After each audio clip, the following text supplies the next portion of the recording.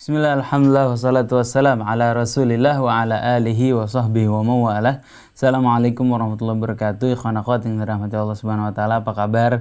Selamat siang, selamat datang di acara Tausiah Siang bersama Al-Fagir, Isa Al-Kaf, ada Kang Atep kameramen dan juga Anis Mualim dan Yusuf Subangkit di meja operator. Ikhwan akhwat, alhamdulillah di siang ini kembali membersamai kita guru kita Ustadz Fawaz Abi Zawiyah. Assalamualaikum Ustadz. Waalaikumsalam warahmatullahi wabarakatuh. Ustadz, ya? Alhamdulillah. Kef antum ya Said Isa.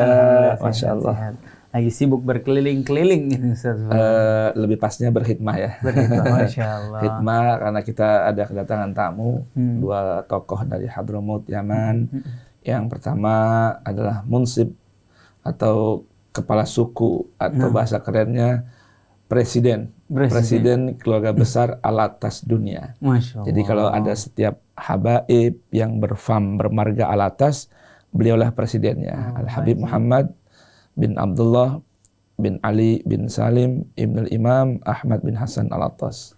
Dan juga ada membersamai beliau seorang masih muda sih, pendakwah muda, cuma sekarang menjadi rujukan di negerinya di dalam ranah pendalaman keagamaannya, yaitu Al-Habib Al-Faqih Ad-Da'i Ilallah Haidar bin Abdullah Alatas. Insya Allah sih nanti kita mau bawa ke sini juga nih.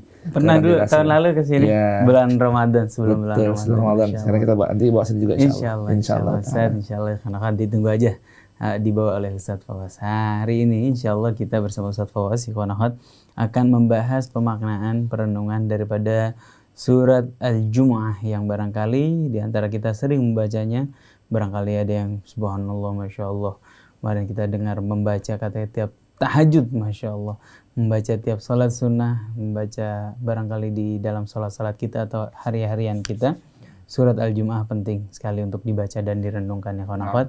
Sebelum kita memulai, alangkah baiknya kita buka dulu dengan baca Ummul Quran Surat Al-Fatihah. Tafadhal Ustaz. Baik, bismillahirrahmanirrahim. Assalamualaikum alaikum jami'an wa rahmatullahi ta'ala wa barakatuhu wa maghfiratuhu wa ridwanuhu. Di siang hari ini, di kesempatan ini, mari kita membuka kajian tausiah siang dengan membaca Ummul Quran Surat Al-Fatihah.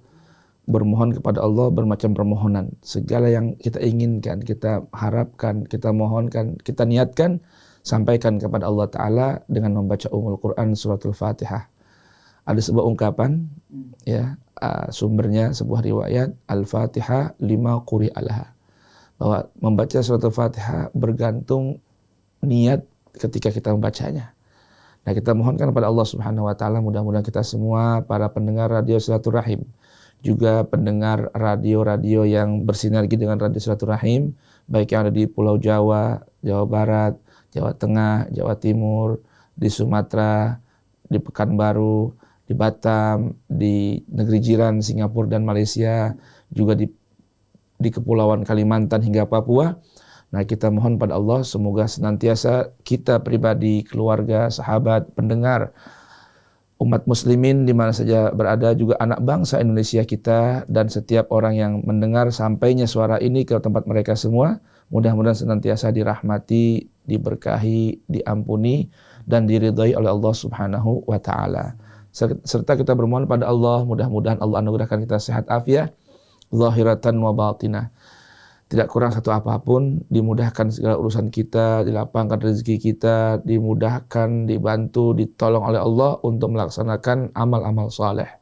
Dan tak lupa kita mohonkan kepada Allah, mudah-mudahan melalui bacaan Fatihah nanti ini, Allah anugerahkan para guru-guru kita yang sudah meninggal dunia, orang tua kita, ulama-ulama kita, pemimpin-pemimpin kita yang saleh, yang sudah meninggalkan dunia yang fana ini, Allah berkenan memberikan rahmat dan ampunan, kesejukan, terang dalam kuburnya. Allah jadikan kubur mereka taman-taman surga sebelum mencapai surga yang abadi di negeri akhirat nanti.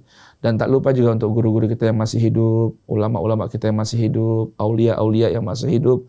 Mudah-mudahan Allah anugerahkan mereka semua panjang usianya, panjang umurnya, fi taatillah wa taatir Rasul, sehat badannya, sehat jasmani rohaninya, dimudahkan segala urusannya. Bila khusus untuk gurunda-gurunda kita, di antaranya Buya kami Al-Walid Kiai Haji Ghazali Musannif, kemudian Abina Kiai Haji Muhammad Ihya Ulumuddin, founder Radio Silaturahim, gurunda kami Al-Murabbi Al-Habib Husain bin Hamid Al-Attas, Al-Habib Hamzah bin Attas Al-Attas, orang tua kami Al-Habib Abdurrahman bin Syekh Al-Attas, orang tua kami Al-Habib Umar bin Ahmad Al-Attas.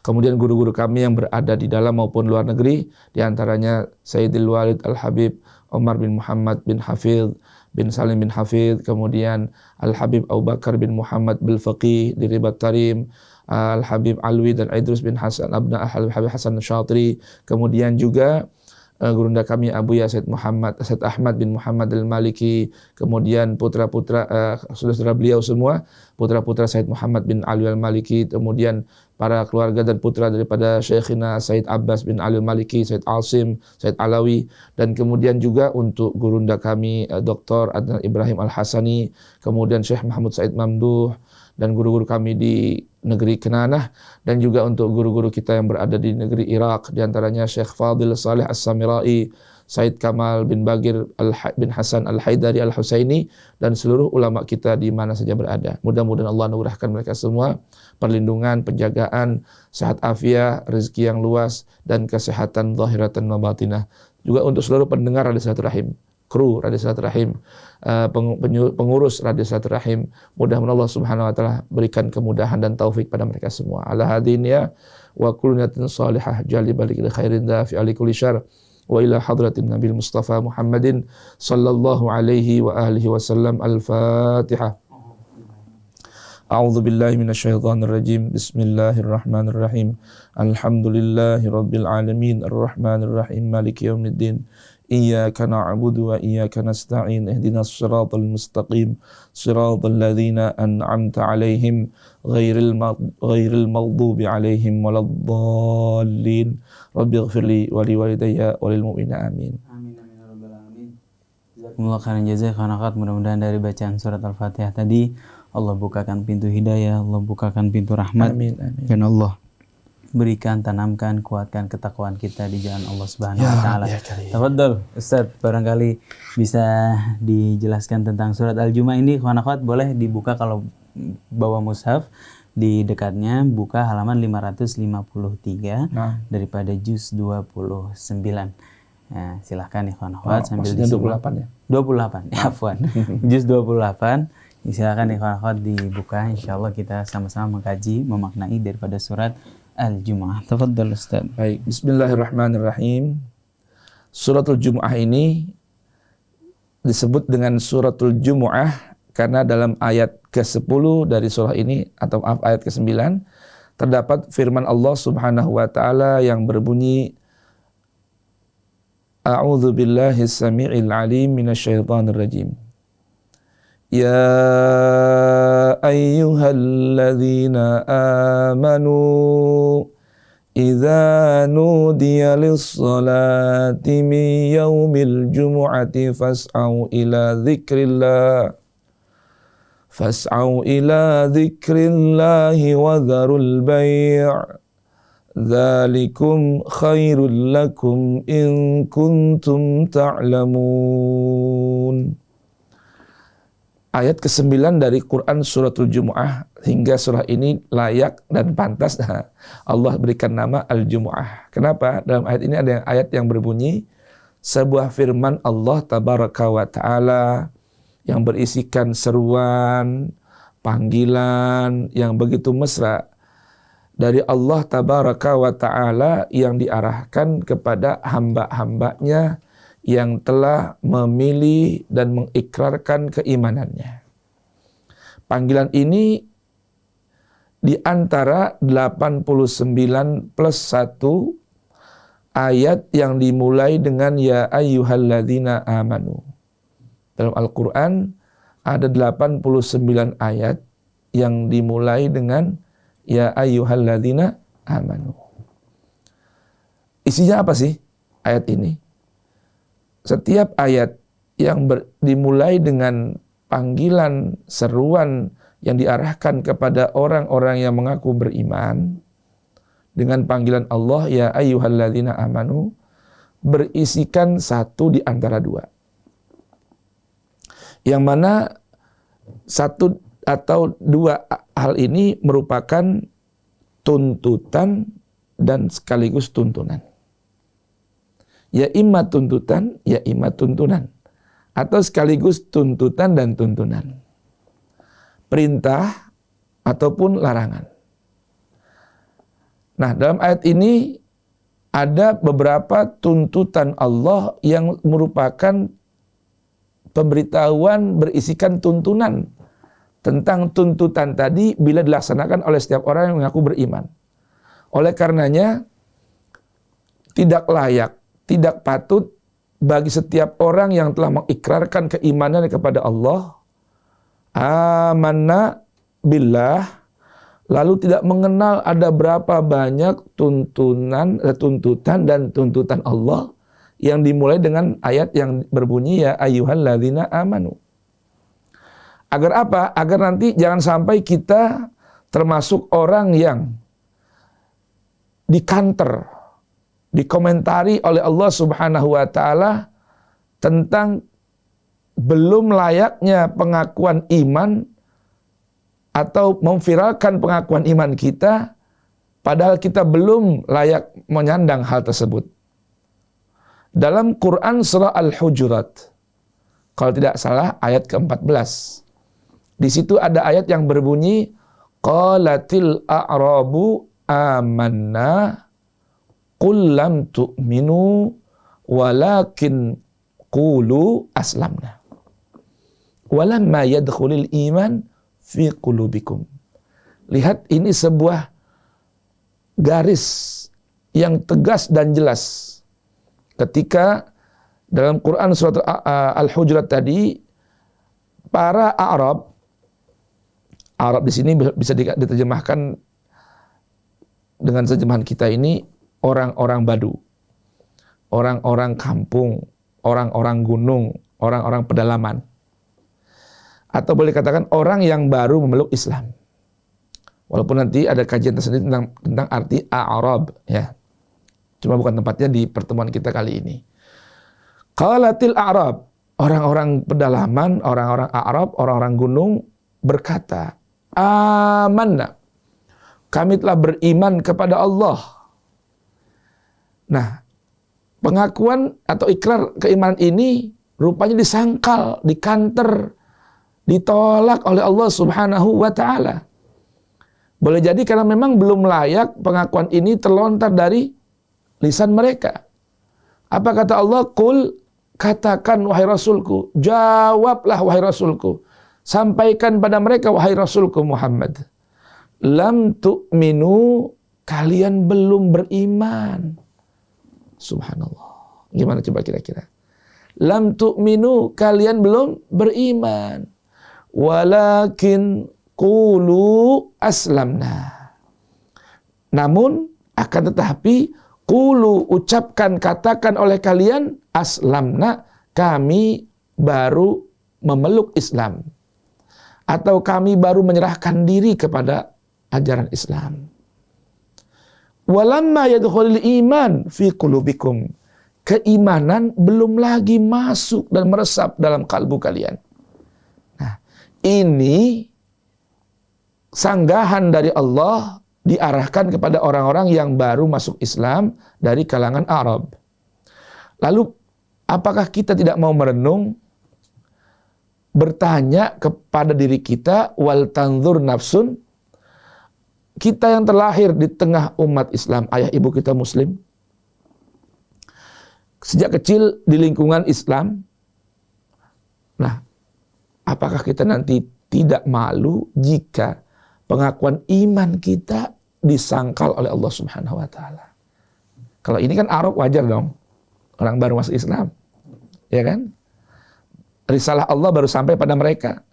Nah, kalau kita sejak kecil lahir di tengah umat Islam, apalagi mungkin Said Isa lahir di kalangan habaib, di kalangan keluarga ahli bait Rasulullah, dzurriyyah Rasulullah sallallahu wasallam wa baraka alaih. atau lingkungannya sekitar kita pesantren, para alim ulama banyak sekitar kita. Kang Atef terbiasa bersama para guru, Kang Anis juga begitu. Nah, mau nggak kira-kira kita pengakuan iman kita disanggah oleh Allah Subhanahu wa taala? Lam tu'minu. Kamu belum beriman. Kenapa? Karena kita mungkin ada di antara kita yang usia sudah sampai 40 tahun. Seperti Al-Fakir sudah 40 tahunan, 50, 30. Tetapi sampai saat ini kita belum kenal berapa banyak ayat yang berisikan tuntutan dan tuntunan Allah kepada setiap hambanya yang mengaku beriman. Karena ayat ini dimulai dengan seruan panggilan iman. Ya ayyuhalladzina amanu. Sudahkah kita kenal? Sudahkah kita dengar? Sudahkah kita baca? Sudahkah kita renungkan ayat-ayat renungan iman tadi, seruan iman tadi? Dan apakah sudah kita aplikasikan perintah dan larangan Allah yang terdapat dalam ya ayyuhalladzina amanu sehingga kita layak mendapatkan label seorang mukmin. Nah, memang dalam ayat-ayat suci Al-Quran lain ada nanti penjelasan dari Allah Ta'ala kapanlah selayaknya orang dapat disebut mukmin sejati. Bisa kita lihat dengan kata kunci ayat innamal mu'minun atau ulaika humul mu'minuna haqqa. Itu gambarannya. Baik. Nah, dalam ayat ke-9 dari Quran Suratul Jum'ah ini disebut Suratul Jum'ah karena dalam ayat ini ada sebuah panggilan dari Allah untuk para hamba-hambanya yang beriman. Dari 89 ayat yang dimulai dengan ya ayyuhalladzina amanu. Idza nudiya lis-shalah. Apabila jika sudah datang panggilan untuk sholat. Nudia, diperdengarkan, dikumandangkan. Nida, lissalah. Min yaumil jumu'ah, dari hari Jumat. Nah ini kan ada catatan ini, di hari Jum'ah. Yang namanya yaum berarti mulai matahari keluar hingga terbenam.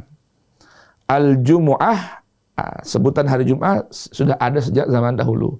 Walaupun disebut di era pra-Islam disebut Yaumul Arubah.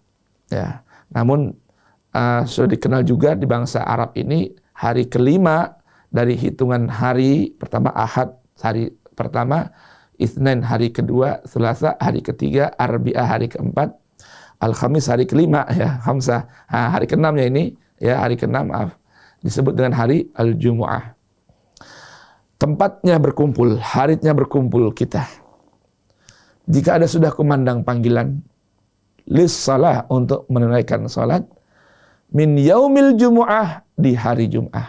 Nah, kata para ulama bahwasanya ayat ini memang taksisnya kepada panggilannya kepada panggilan salat di hari Jum'ah. Namun al-ibrah bi umumil lafaz katanya la bi khususis sabab. Yang dapat kita ambil pelajaran dari setiap ayat itu keumuman ayat, keumuman lafaznya, bukan kekhususan sababnya. Artinya ayat ini turun memang untuk panggilan Jum'ah. Tapi tentunya setiap ada nida lis-shalah, maka setiap orang beriman terkena tuntutan untuk menjawab panggilan Allah.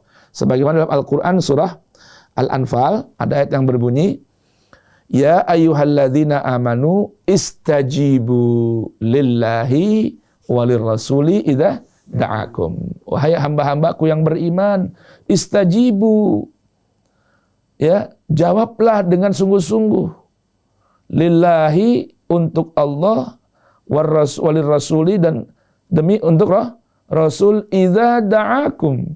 Kalau sudah ada panggilan dari Allah dan Rasul, jawab dengan betul-betul. Lima yuhyikum, karena Allah menyerukan kalian, memanggil kalian tidak lain kecuali untuk agar kalian mendapatkan penghidupan yang sempurna, yang bahagia. Maka berarti setiap ada panggilan Allah, baik untuk sholatul Jum'ah atau sholat-sholat yang lain, setiap orang beriman punya kewajiban yang dituntut oleh Allah dengan panggilan ya ayyuhalladzina amanu untuk istijabah ad-da'wah, menjawab panggilan Allah Subhanahu wa ta'ala. Nah, dalam ayat ini dikhususkan lagi, ditekankan lagi apabila sudah ada kumandang nida panggilan Jumat, fas'au ila dzikrillah, maka bersigralah. Nah, ini arti fas'au ini dari kata-kata sa'a yas'a, sa'yan. Is'au. Nah, arti as-sa'yu itu berjalan dengan speed yang lebih cepat dari al-masyu. Dalam istilah Al-Qur'an ini, dalam istilah penggunaan uslub atau penggunaan kata, diksi dari lafaz-lafaz Al-Qur'an ini, kata berjalan ada menggunakan beberapa bahasa sebutan ya. Ada sairu, al-masyu, as-sa'yu, al-musara'ah atau musabaqah, kemudian al-firaru ya. Kalau al-masyu artinya jalan cepat, jalan santai. Sebagaimana Allah firmankan dalam Al-Qur'an surat Al-Mulk, "Huwallazi ja'ala lakumul arda dzalulan famshu fi manakibiha." Berjalanlah dengan santai kalian di manakibnya bumiku, ya, penghujung bumi atau di sisi-sisi bumiku, luasnya bumi Allah Subhanahu wa taala, ya, berjalanlah dengan santai wa kulu min rizqi, dan silakan kalian nikmati asupan rezeki Allah yang ada di permukaan bumi. Artinya, kata para ulama, pesan ayat ini dari Quran surah Al-Mulk tadi, kalau nggak salah ayat ke-17 ya, Allah pesankan untuk ketika urusan menjemput rezeki, jangan tergopoh-gopoh, jalani dengan santai. Nah, kemudian ada kata as-sa'yu, lebih cepat dari jalan santai. Kapan itu? Di antaranya ini, fas'au ila dzikrillah, maka berusahalah untuk segera berangkat mengingat Allah.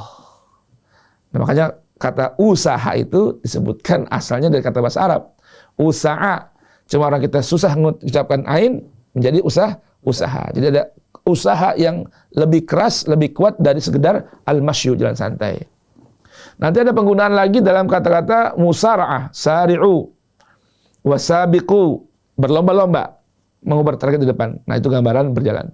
Fas'au ila dzikrillah, maka berusahalah, bersigrahlah kalian ya demi menuju mengingat Allah Subhanahu wa taala. Jika ada sudah kumandang azan di hari Jumat nanti ini ya, di hari Jumat memanggil, maka segeralah untuk apa?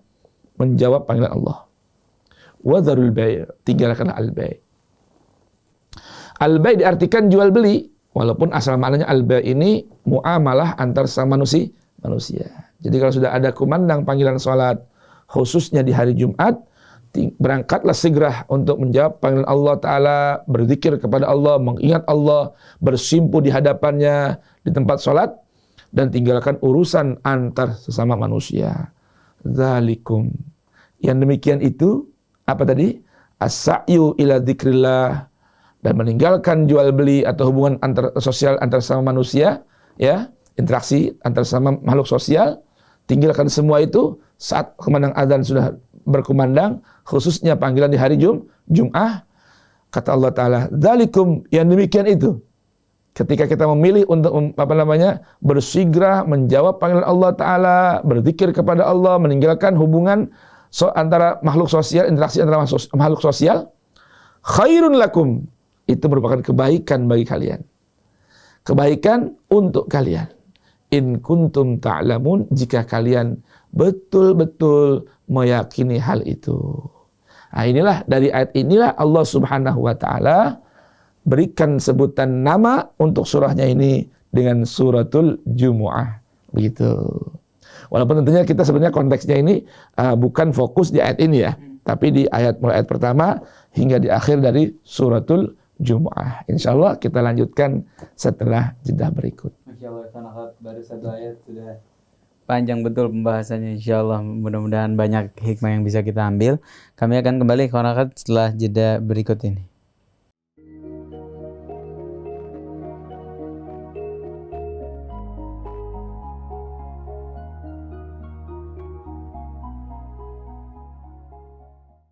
Ikhwan akhwat yang dirahmati Allah Subhanahu wa taala, selamat datang kembali di acara Tausiah Siang bersama Al-Faqih Rizal Kaf. Ada Kang Atep kameramen dan juga Anis Mualim di meja operator. Melanjutkan ikhwan akhwat, kita lanjutkan pembahasan kitab renungan kita daripada surat Al-Jumu'ah yang dijelaskan oleh guru kita bersama Ustaz Fawaz Abizaweh. Silakan Ustaz. Masya Allah. Alhamdulillah. Kita sambung tapi kita baru mulai dari surat Al-Jumu'ahnya. Kita mulai dengan firman Allah Subhanahu wa taala, A'udzu billahi samii'il 'aliim minasy syaithaanir rajiim. Bismillahirrahmanirrahim. Yusabbihu lillahi ma fis samawati wa ma fil ardh wa ma fil ardil malikil quddusil azizil hakim. Huwa alladhi ba'atha fil ummiyina rasulan minhum yatlu alaihim ayatihi wa yuzakkihim wa yu'allimuhumul kitaba wal hikmah wa in kanu min qablu lafi dhalalin mubin wa akharina minhum lamma yalhaqu bihim wa huwal azizul hakim. Dzalika fadlullahi yutihi man yasha' wallahu dzul fadlil azim. Allah Subhanahu wa taala berfirman di permulaan dari suratul Jumu'ah dengan berfirman yusabbihu lillahi ma fis samawati wa ma fil ard. Kalau nggak salah ada 9 surah dalam Al-Quran ya, yang dimulai dengan apa? Lafaz yusabbihu ataupun sabbaha ataupun sabbih. Dari istiqaq kata tasbih. Arti tasbih adalah membersihkan, mensucikan sesuatu dari yang tidak layak, tidak pantas, tidak patut, bahkan tidak boleh dan mustahil berlaku baginya. Itu arti tasbih. Jadi ada kata takdis, ada tasbih. Ada kata-kata subhana, ada kata-kata nama Allah Ta'ala Quddus. Nanti sini dua-duanya bergabung. Baik, arti tasbih tadi apa? Membersihkan sesuatu dan mensucikan sesuatu tersebut dari segala hal yang tidak patut, tidak layak, tidak pantas, tidak boleh, terlarang, bahkan mustahil baginya berlaku hal itu. Ini arti tasbih. Nah, di sini Allah Subhanahu wa taala memberitahukan yusabbihu lillah. Bertasbih untuk Allah. Artinya semua ya, artinya sesuatu itu bertasbih, mensucikan Allah, membersihkan Allah dari sesuatu yang tidak layak, tidak pantas, tidak patut baginya berlaku untuk Allah Subhanahu wa taala. Apa yang bertasbih untuk Allah? Segala sesuatu, apa saja fis samawati yang ada di langit-langit Allah. Segala benda, apapun namanya, bagaimanapun bentuknya, ya, siapapun jati dirinya, yang ada di langit-langit Allah, seluruhnya bertasbih kepada dan untuk Allah.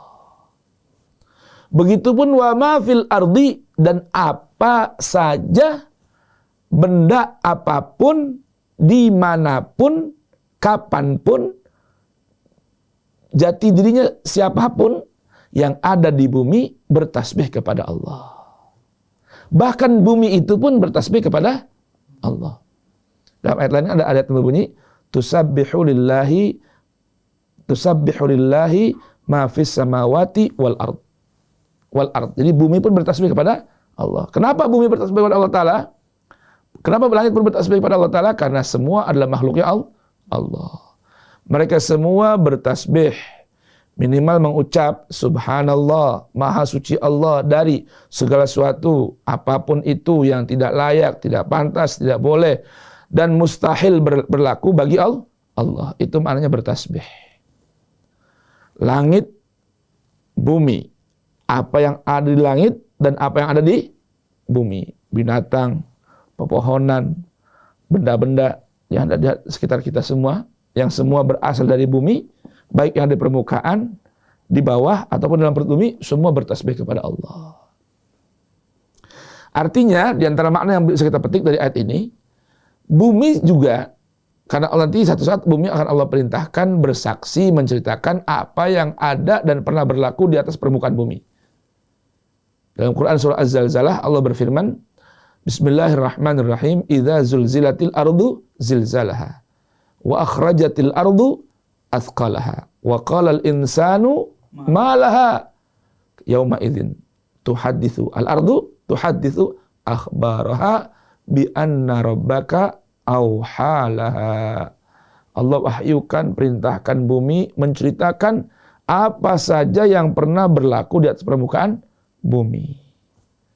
Maka ketika bumi bertasbih kepada Allah, ia pun murka, ia pun bisa marah, ia pun kecewa bila ada yang berlaku di atas permukaan bumi dari para penghuni bumi yang melakukan sesuatu yang merusak kesucian Allah tabaraka wa ta'ala.